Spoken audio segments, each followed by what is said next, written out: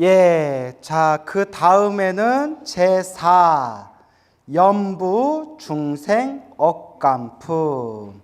연부 중생, 연부제 중생이, 이 인간 세계 중생이 받는 업보. 자, 한번 천천히 읽으면서 또 설명해 볼게요. 그때 지장보살 마살이 부처님께 아뢰었다. 세존이시여, 저는 부처님의 위신력으로 백천만억의 세계에 수많은 분신을 나타내어 모든 업보 중생을 제도하고 있나이다. 그래서 우리가 흔히 그런 이야기 하잖아요. 관세음보살님, 지장보살님이 중생들을 제도한다고 하시는데, 이렇게 중생들이 많고 중생들이 저마다 저 좀 도와주세요, 저 좀 도와주세요 하는데 언제 일일이 다 찾아다니면서 중생을 제도하시겠냐, 이런 이제 우스갯소리를 하잖아요. 근데 걱정할 필요가 없다. 자, 여기 보면 백천만억 세계에 무엇을 나타낸다? 수많은 분신을 나타내요. 모든 업보 중생을 제도하고 있다 라고 되어 있죠. 그래서 우리도 천수경에 보면 원하 분신 변진찰 이런 표현 나오죠. 그러니까 여러분, 천수경이 내용이 엄청 좋아요. 그냥 좋은 내용만 뽑아서 만든 게 천수경이에요. 그러니까 한문으로만 원하 분신 변진찰, 원하 광도 재중생 이렇게 한자로만 읽지 말고 이렇게 우리말로 뜻을 좀 음미하면서 읽으셔야 돼요. 천수경이 내용이 엄청 좋아요. 그래서 원하 분신 변진찰하면 변진찰이 수많은 세계를 변진찰이라고 해요. 수많은 세계에 무엇을 나툰다? 분신, 몸을 나툰다.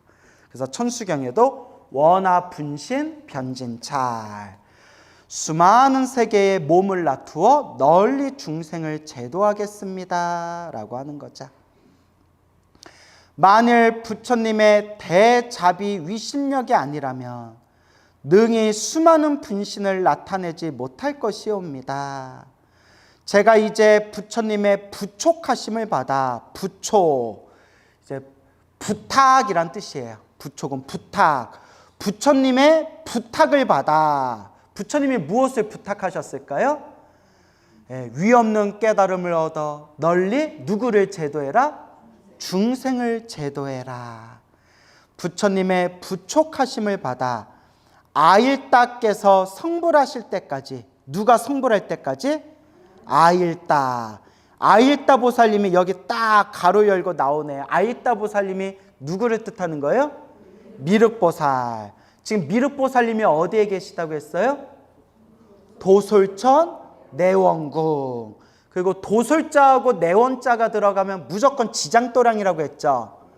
도솔자, 내원자가 들어가면 뭐 도솔암, 도솔사, 내원사, 내원암 뭐 이렇게 도솔, 내원라는 단어가 들어가면 미륵도량이에요. 미륵도량인데 아일따 미륵보살의 다른 이름 아일따 미륵보살께서 성불하실 때까지 육도 중생을 해탈케 하오리니, 육도 중생, 지옥, 악귀, 축생, 아슈라, 인간, 천상, 모든 세계 중생들, 그 육도 중생이에요. 모든 세계 중생을 해탈케 하오리니, 해탈케 하다, 괴로움에서 이제 벗어나게끔 하오리니, 바라옵건대 세종께서는 염려하지 마옵소서라고 이야기하네요. 뭐 하지 마옵소서? 염려하지 마옵소서. 그래서 여러분, 도솔자하고 내원자가 들어가면 미륵도량이라고 했는데, 우리 저 도솔암 내원궁에 가면 법당에 지장보살님 모셔놓고 있잖아요. 그죠? 그게 여기 나온 대로 미륵보살님이 미륵부처님으로 세상에 출현하실 때까지, 미륵부처님이 오실 때까지 누가 중생을 제도하는 역할을 맡는다? 지장보살이 중생들을 제도하는 역할을 맡고 있기 때문에, 그러니까 미륵보살님이 성불해서 미륵부처님이 돼서 이 세상에 출현할 때까지 중생을 담당하는 역할을 하는 게 지장보살이기 때문에 도솔자랑 내원자가 들어가면 미륵도량이지만 누가 많이 앉아 계신다? 지장보살님이 많이 앉아 계신다. 근데 그게 미륵부처님이 오실 때까지 내가 미륵부처님을 대신해서 중생들을 제도하리라 라는 그런 서로 상징적인 관계가 있는 거다. 이렇게 정리하면 된다고 했죠? 예. 바라옵건대 세존께서는 염려하지 마옵소서. 부처님께서 지장보살에게 이르셨다. 모든 중생이 해탈을 얻지 못하는 것은 마음가짐이 한결같지 못하여 악한 습관과 착한 습관으로 무엇을 짓기 때문이다? 업을 짓기 때문이다. 그러니까 결국 업 때문에 그래요. 그래서 여러분, 나쁜 업을 지으면 나쁜 결과를 얻게 되고요. 그러니까 나쁜 업보를 지으면 불행이 찾아오고, 착한 업을 지으면 뭐가 찾아오죠? 행복이 찾아오는데, 마지막 깨달음을 얻을 때는 나쁜 업도 착한 업도 결국은 초월해야 돼요. 알겠죠? 초월해야 돼요. 착한 업도 나쁜 업도 초월해야 된다. 깨달음의 경지, 마지막 깨달음의 경지에 들어갈 때는. 그래서 나쁜 업을 지으면 불행이 찾아오고, 착한 업을 지으면 행복이 찾아오지만, 행복도 불행도 결국 윤회 세상 안에서의 일이라는 거예요. 어느 세상? 윤회 세상. 그래서 윤회에서 벗어나는 깨달음을 얻기 위해서는 좋은 업도 나쁜 업도 다 내려놔야 된다. 근데 또 이 말을 오해해서, 그러니까 불교 공부는 깊이 공부해야 돼요. 딱 요 얘기만 듣고 또 자기 식대로 왜곡해서 생각하는 게, 그러면 착한 업 지을 필요 없겠네? 아니, 스님이 나쁜 업도 착한 업도 다 놓아버리라고 했잖아요. 그럼 착한 업도 지을 필요가 없겠네요? 집착하지 말라는 얘기지 하지 말라는 얘기가 아니에요. 착한 업도 짓지 말아라 라고 한다면 뭐하러 부처님께서 천안제일 아나율이 바늘구멍에다가 실을 넣는데 눈이 머셔가지고 실을 못 넣었을 때 유명한 얘기 있잖아요. 누구라도 복 짓고 싶은 사람이 있어서 내 바늘구멍에 실을 넣어준다면 큰 복을 지을 텐데 했을 때, 누가 아나율 스님 손에 있는 그 바늘구멍에 실을 넣는 걸 누가 대신해 줬어요? 부처님이 대신해 줬잖아요. 부처님이 복을 지었잖아요. 그러니까 아나율 스님이 부처님이 뭐가 부족해서 바늘구멍에 실을 넣어서 복을 지으십니까? 했을 때 세상에서 가장 복 짓기를 좋아하는 존재가 있다면 바로 누구다? 부처님이다. 왜냐? 복이 있어야 중생도 제도할 수 있다. 이게 중요해요. 뭐가 있어야 중생을 제도한다? 복이 있어야 중생도 제도한다. 복이 있어야 좋은 스승도 만날 수 있고, 복이 있어야 좋은 도반도 만날 수 있고, 복이 있어야 좋은 스승도 만날 수 있고, 복이 있어야 수행도 잘 돼요. 복 없으면 수행할 때마다 자꾸 장애가 생겨요. 그리고 깨달음을 얻고 난 뒤에도 복이 있어야 뭐 할 수 있어요? 중생을 제도할 수가 있다. 그러니까 좋은 업에도 걸리지 말고 나쁜 업에도 걸리지 말라.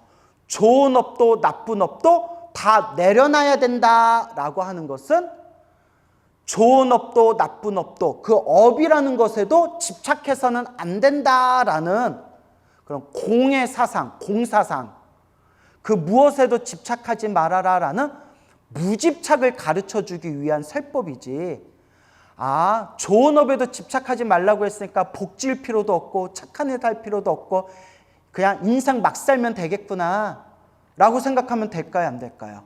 절대 안 되는 거죠.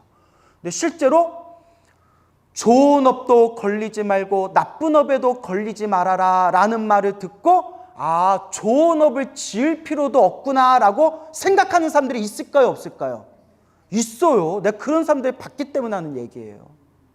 그래서 여러분, 하나만 알면 안 돼요. 여러분, 우리가 공상당을 왜 무식하다고 그러죠? 하나밖에 모르잖아요. 공상당 하나만 최고라고 하잖아요. 골고루 봐야 돼요. 아, 여기서는 이렇게 얘기하셨구나. 저기서는 저렇게 얘기하셨구나. 여기서는 부처님이 좋은 업에도 나쁜 업에도 걸리지 말아라. 좋은 업도 나쁜 업도 다 내려놔야 된다. 여기서는 이렇게 말씀하셨구나. 근데 여기 보면 부처님이 복을 지어라, 선업을 지어라, 깨달음을 얻고 성불한 부처조차도 복을 짓기 위해서 바늘구멍에 씨를 꿰어준다. 아, 여기선 또 이렇게 얘기하셨구나. 이렇게 골고루 보고, 자, 따라오세요. 견해가 원만해야 된다. 견해가 불법을 바라보는 눈이 원만해야 돼요. 제가 뭘 얘기하려는지 아시겠습니까? 그러니까 하나만 최고다 하는 사람들이 제일 골치 아파요. 말이 안 통해요. 금강경만 최고다. 아, 말이 안 통해요. 법화경만 최고다. 말이 안 통해요. 참선만 최고다. 말 통해요, 안 통해요? 말이 안 통해요. 부처님의 법은 다 소중한 거예요. 나한테 맞는 걸 잘 닦으시면 돼요. 하지만 나한테 맞는 거 하나를 선택해서 잘 닦으면 되지만 견해만큼은, 무엇만큼은? 견해만큼은 뭐 해야 된다? 원만해야 된다. 둥글둥글 원만해야 돼요. 아, 화엄경에서, 화엄종에서는 이렇게 얘기하는구나. 법화경 천태종에서는 이렇게 얘기하는구나. 저기 화두 참선하는 분들은 이렇게 얘기하는구나. 윗바사나 명상하는 분들은 이렇게 얘기하는구나. 아, 저기 티베트 불교 공부하는 분들은 이렇게 얘기하는구나. 아, 밀교를 연구하시는 분들은 이걸 이렇게 해석하시는구나. 이렇게 좀 원만하게 공부해야 돼요. 아시겠죠? 근데 여러분 그렇게 다 공부할 자신 있어요, 없어요? 나도 힘들어 죽겠어요. 봐도 끝이 없어요. 그래서 제가 여러분들 같이 머릿속이 순수한 분들한테, 좋은 뜻이에요. 머릿속이 순수한 분들, 스님 나 복잡한 거 싫어요, 언제 그 책을 다 봐요 하는 분들한테는 딱 제가 이거 두 가지만 딱 말씀드리죠. 지장경을 기초로 삼고 마지막에는 무슨 경으로 들어가라? 법화경으로 들어가라. 그러니까 지장경하고 법화경만 빠삭하게 알면 대승불교에서 부처님이 말하고자 하는 의도가 무엇인지 정도는 충분히 이해가 가능하실 거예요. 알겠죠? 예. 그리고 제가 지장경을 기초로 삼으라는 이유가 어떤 뜻인지 같이 공부해 보니까 아시겠죠? 예. 인과업보에 대한 무서움, 인과법의 무서움, 그리고 지장보살 부처님이 중생을 제도하고자 하는 요 자비심, 서원, 이런 것들이 불자가 알아야 할 가장 기본이에요. 인과법, 불보살의 서원, 그리고 우리 불자가 어떤 삶을 살아야 되는지 그런 게 지장경에 자세히 나와 있어요. 그래서 제가 관음 기도를 하든 아미타 기도를 하든 약사열의 기도를 하든 기초불교는 무엇으로 기초를 탄탄하게 삼아라? 지장경으로. 그렇게. 그리고 마지막에는 무슨 경으로 들어가라? 법화경. 왜 법화경이 중요하냐? 부처님 법과 인연을 맺은 중생은 반드시 성불하게 된다. 그래서 성불을 증명하는 경전이다라고 하는 거예요. 얼마나 위대해요. 부처님 법과 인연 맺은 중생은 반드시 성불을 보장받는데요. 그래서 법화경이 아주 심오한 경전입니다. 그러니까 지장경하고 법화경은 꼭 이 두 가지만이라도 한번 깊이 한번 보시기 바랍니다. 알겠죠? 근데 스님, 나는 지장경도 모르겠고 법화경도 모르겠고 하얀 거는 종이고 검은 건 글씨고 스님이 얘기하면 일주일 지나면 싹 다 잊어먹고 이런 분들이 혹시 계시다면 괜찮아요. 하나만 기억하세요. 따라서 염불. 결국은 염불이에요. 알겠죠? 예, 딱 염불. 자, 그래서 여러분 이렇게까지 이 이상 어떻게 쉽게 얘기합니까, 여러분? 예? 그래서 지장경이 기초불교로서 아주 중요한 겁니다. 모든 중생이 해탈을 얻지 못하는 것은 마음가짐이 한결같지 못하여 악한 습관과 착한 습관으로 업을 짓기 때문이니라. 그래서 따라해서 업습. 이 지독한 업의 습관. 지독한 이 업의 습관. 우리 중생들이 너무나 지독한 이 업의 습관이 있어요. 정말 어느 큰 스님은 정말 앞으로 보나 뒤로 보나 야, 이분은 정말 큰 스님이다 하는 그런 걸출하신 큰 스님이 계시는데 돌아가시는 날까지 화내는 습관을 못 버렸어요. 그 업습이 이렇게 무서운 거예요. 죽는 날까지 화내는 습관을 못 벗었어요.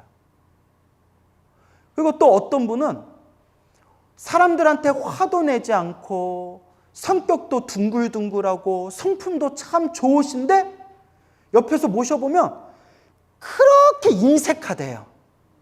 아니, 죽으면 저거 다 어디다 쓰려고 그러지? 할 정도로 그렇게 인색하시대요. 성격은 되게 좋은데 그렇게 인색하시대요.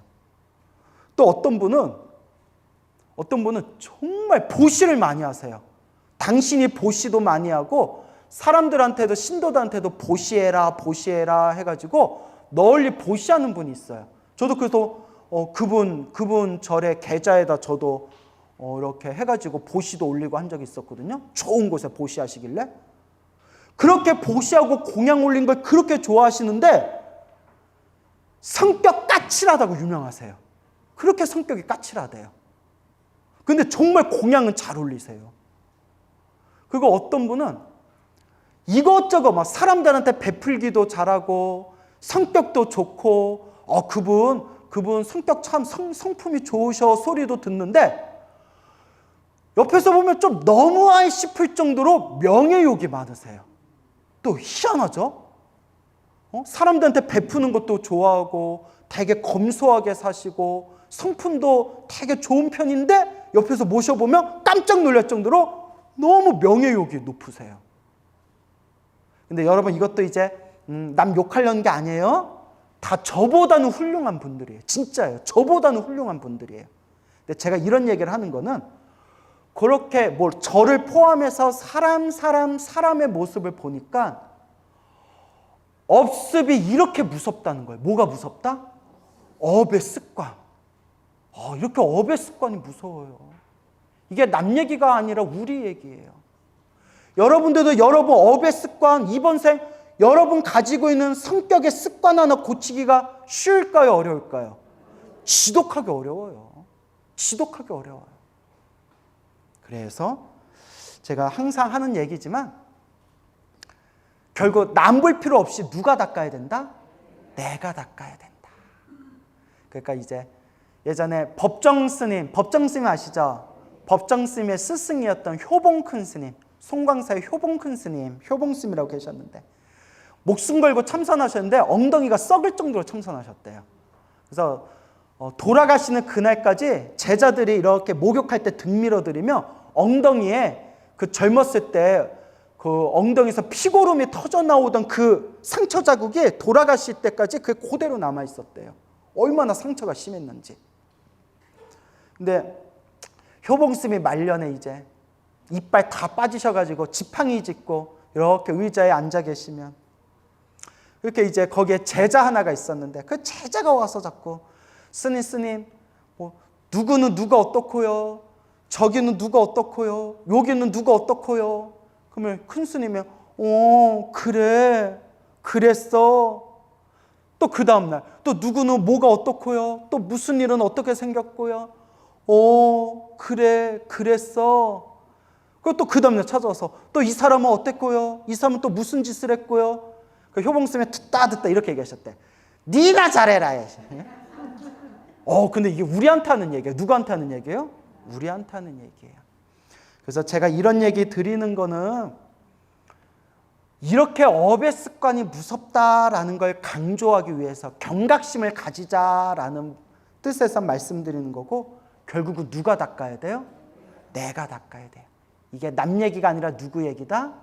우리 얘기다라는 걸 명심하시기 바랍니다. 알겠죠? 참 어려워요. 이렇게 업습이 어려워요. 그러니까 여러분 생각해 보세요. 자기 입으로 깨달았다, 자기가 참선해서 맛을 봤다, 깨달았다, 내가 뭘 안다, 이런 사람 보면 제 마음이 어떡하겠어요? 얼마나 제가 그 사람을 얼마나 황당하겠어요. 하는 짓 보면 탐욕과 상냄과 어리석음이 그대로 남아있는데 입으로만 내가 깨달았다, 내가 근본자리를 봤다 이러면 그거 보고 있는 우리 마음이 얼마나 참 어처구니가 없겠어요. 그래서 성철 스님이 항상 이런 얘기 하셨죠. 자기를 바로 봅시다. 누구를 바로 봅시다? 자기를 바라봅시다. 그리고 속이지 말라. 뭐 하지 말라? 근데 이게 남을 속이지 말라가 아니라 누구를 속이지 말아라? 자기를 속이지 말아라. 자기 자신을 똑바로 보고 자기 자신을 속이지 말라는 거예요. 그래서 우리가 부처님 법 앞에서 겸손해야 됩니다. 부처님 법 앞에서 뭐 해야 된다? 겸손해야 된다. 아우, 내가 이렇게 번뇌망상이 많구나. 저도 그렇지만 여러분 마음도 한번 봐보세요. 여러분 딱 마음을 보세요. 탐욕이 있어요, 없어요? 있잖아요. 절에 그렇게 열심히 다니고 그렇게 뭐 참선하고 명상하고 염불하고 기도했는데도 법당에 자리 갖고 싸움 나고 몇 살 잡고 머리끄댕이 잡는 게 중생이에요. 우리가 그런 거 한두 번 봤겠어요? 저 고개 푹 숙이는 분은 찔리셔서 그런 건가요, 무살님? 왜 갑자기 고개를 푹 숙이세요? 예. 아니 우리가 다 봤잖아요. 절에 뭐 50년 다니고 막 관세음보살 연불해서 자기가 관세음보살 칭견했다 그러고 자기가 막 천하 큰 스님 밑에서 몇십 년 동안 참선했다 그러고 그러면 뭐예요? 법당에서 그 자복 갖고 싸움 나는 게 중생인데.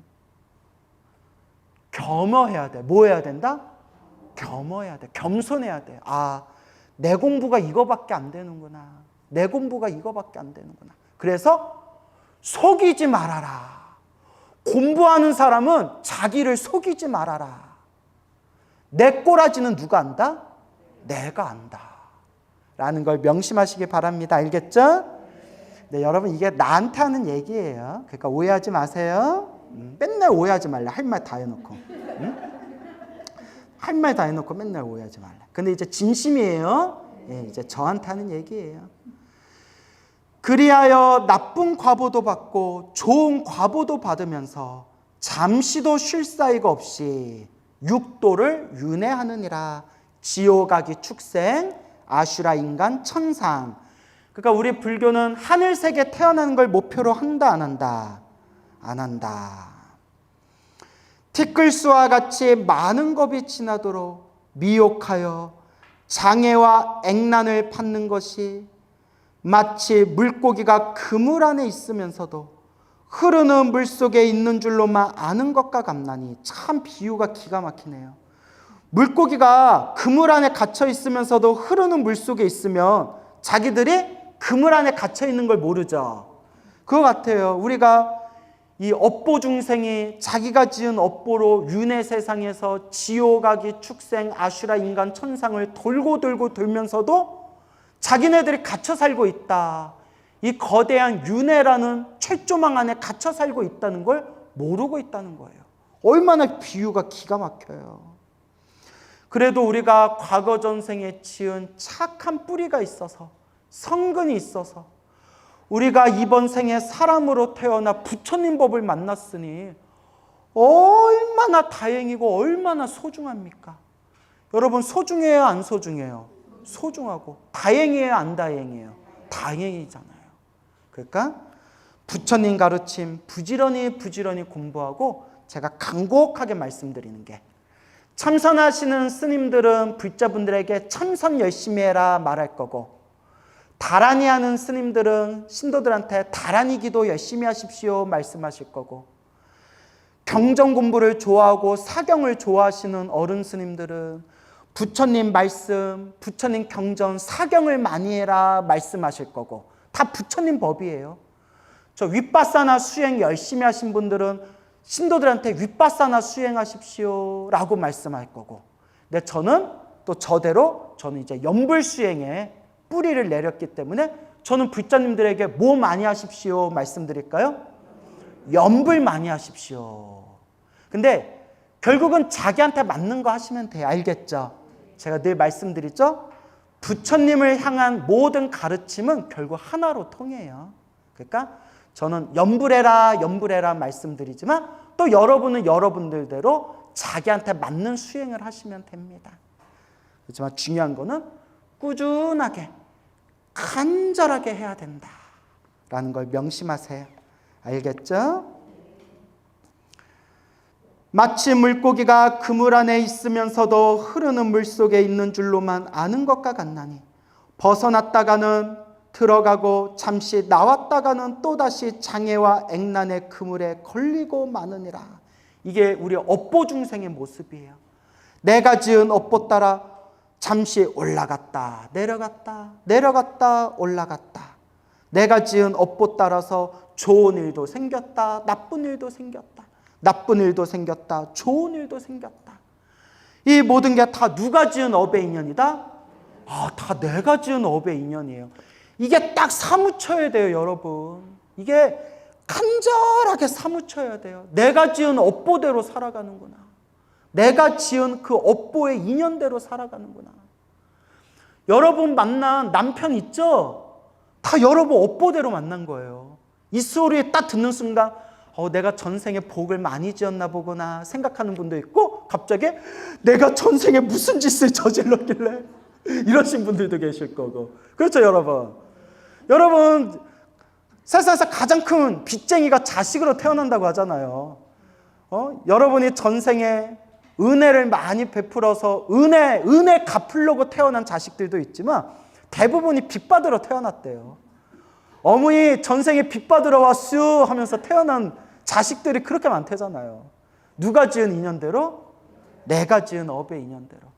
그러니까 여러분, 이제 이번 생 복을 짓고 공덕을 닦으면서 자꾸 염불 하셔야 돼요. 알겠죠? 부처님 알고 지었건 모르고 지었건 전생에 지은 제 그 수많은 업보들, 이번 생에 조금이라도 이 업보들이 소멸되기를 바랍니다. 부처님 다음 생에는 지금보다 더 좋은 몸 받기를, 복이 많고 지혜 총명한 더 좋은 몸 받기를 발언합니다. 여러분 지금보다는 더 좋은 몸 받아야죠. 여러분 이번 생에 딱 깨달을 자신 있어요 없어요? 그 관상 보니까 쉽게 안 될 것 같아요. 여러분 이번 생에 깨닫는 게 뭐 쉬운 줄 아세요? 네? 그러니까 여러분 내가 깨닫는다라고 했을 때는 참선에서 어설프게 뭐가 이렇게 휙 지나가는 거 말하는 거 아니에요. 정말 탐욕과 성냄과 어리석음이 싹 사라진 경지는 돼야 윤회에서 벗어나는 깨달음이에요. 그래서 제가 극도로 혐오하는 사람들이 탐욕과 성냄과 어리석음이 그대로 있으면서도 입으로만 자기가 깨달았다 하는 사람들 제가 제일 싫어한다고 그랬죠. 그 제가 말하는 깨달음은 그러니까 뭐 이렇게 공부하는 척하다가 입으로만 깨달았다는 그런 거 얘기하는 거 아니에요. 탐욕과 성냄과 어리석음이 정말 사라진 경지, 성자의 경지, 그 정도는 돼요. 우리가 깨달았다 하는 거죠. 그래서 제가 늘 말씀드리는 게 가장 좋은 거는 어디에 태어나는 게 가장 좋다? 극락세계, 성불대학교 극락세계에 태어나는 것이 가장 좋다. 사리부리여 저 국토를 어떤 까닭으로 극락이라 하는가? 그 나라 중생들은 아무런 괴로움이 없고 오직 온갖 즐거움만을 누리기 때문에 극락이라고 이름하느니라. 아무런 괴로움이 없고 오직 즐거움만 가득하고 극락세계에 태어나면 아미타 부처님의 가르침을 발밑에서 직접 수행을 하고 가르침을 받아서 반드시 깨달음에 이르게 된다라고 아미타경 무량수경에서 분명히 증명하셨습니다. 그러니까 가장 좋은 거는 극락세계에 태어나는 게 제일 좋아요. 알겠죠? 쪼잔하게 다음 세상 사람으로 태어나봤자 중생 살아가는 꼬라지가 거기서 거기예요. 여러분 이번 생에 복 많이 지어서 다음 생에 뭐 재벌집에 태어나고 슈퍼스타로 태어나고 유명한 그런 유명한 연예인으로 태어나고 그렇게 뭐 강남의 건물주로 태어나 보세요. 그래도 사람 사는 괴로움은 똑같아요. 예? 제가 아무래도 좀 전국구 법사다 보니까 조금 이렇게 잘 먹고 잘 산다는 신도들하고도 대화 많이 해봤을 거 아니에요? 뭐라는지 아세요? 스님 왜 이렇게 사는 게 힘들까요? 이래요. 똑같아요. 돈이야 많죠. 그나마 돈이 많아가지고 그걸로 버티시는데 남편 사고치고 자식들 말 안 듣고 사는 건 비슷비슷해요. 무슨 말인지 알겠습니까?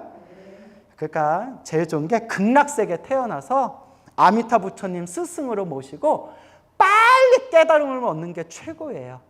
하지만 그래도 스님 저는 다음 생, 딱 다음 생만 전지현처럼 살다가 실제로 그렇게 얘기하신 분이 계세요. 전지현처럼 살다가 다다음 생에 극락세계 갈게요. 이렇게 얘기하면 저도 이제 할 말이 없죠, 여러분. 자, 그렇게 웃자고 한 얘기지만 제가 얘기하고 싶은 거는 그래도 우리가 다음 생보다는 좋은 몸을 받자. 알겠죠? 그리고 늘 발언하세요. 자, 합장하시고 항상 이렇게 발언하셔야 돼요. 다음 생에 어떤 몸으로 태어나건 자, 따라하세요. 세세생생 영원토록 불법승 삼보를 만나 뵙기를 발언합니다. 예, 그래서 이제 손 내리시고요. 그래서 천수경에서 뭐라고 하느냐? 원하상문 불법승. 그게 원하상문 불법승. 원하옵건대 제가 상문 항상 듣기를 들을 문자인데 만나다라는 뜻도 있어요. 상문 항상 만나기를 누구를 항상 만나기를 불법승 삼보를 태어날 때마다 항상 불법승 삼보를 만나고 항상 부처님 바른 법 정법을 만나기를 발언합니다.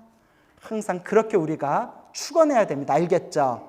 그래서 제가 3배 부처님께 법당에서 3배 올릴 때 첫 번째 절할 때 부처님께 귀의합니다. 두 번째 절할 때 가르침에 귀의합니다. 세 번째 절할 때 스님들께 승가에 귀의합니다. 마지막에 고두례 해야 되죠?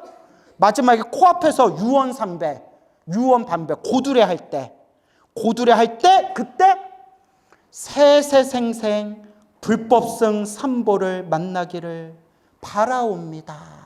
그 마지막에 일어나서 합장 반배하면서 일체중생 다 함께 성불하여 지이다. 이게 삼배의 정석이라고 제가 예전에 설명 다 드렸죠. 표정 보니까 다들 고개를 가오다시는. 네, 그래서 기억하세요. 첫 번째, 두 번째, 세 번째 절 올릴 때 부처님께 가르침에 승가에 귀의합니다. 절 세 번 하고 마지막에 고두례 하면서 세세생생 불법승 삼보에 귀의합니다. 그 마지막에 일어나서 합장 반배하면서 일체중생 다 함께 성불하여 지이다. 아시겠죠? 이렇게 항상 습관을 들이세요. 그래서 동쪽으로 구부러진 나무가 쓰러질 때 어느 쪽으로 쓰러지듯이 동쪽으로 쓰러지듯이 여러분들이 항상 마음의 에너지로 발언한 그 에너지대로 다음 생 몸을 받는 거예요. 알겠죠? 자, 그래서 여기까지만 한번 읽어볼게요.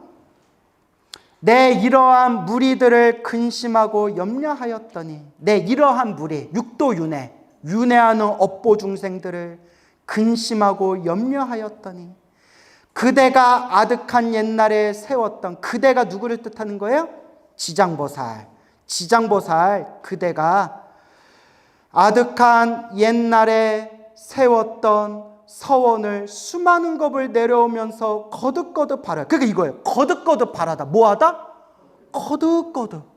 내 마음의 에너지대로 나무가 동쪽으로 기울어져 있으면 쓰러질 때 동쪽으로 넘어가듯이 내 마음의 에너지가 모인 대로 다음 생 끊임없이 그 몸을 받게 되는 거예요.